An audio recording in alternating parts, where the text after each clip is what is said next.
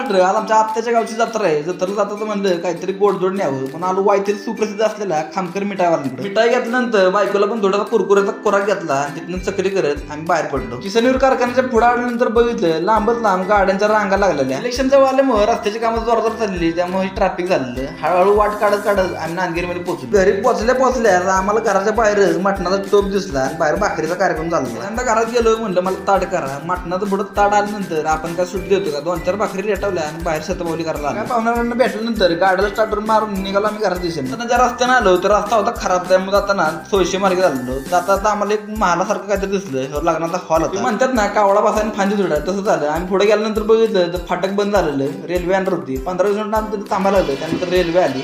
रेल्वेचं म्हणतात डबा मुली येतो तर काय आम्हाला डब मस्त आलं नाही. रेल्वे गेल्यानंतर फाटक उघडलं. गाड्याला स्टार्टर मारला आणि आम्ही 600 मार्गे निघालो घरला. चला आता पुढच्या व्हिडिओमध्ये भेटू. व्हिडिओ आवडला तर लाईक करा, कमेंट करा.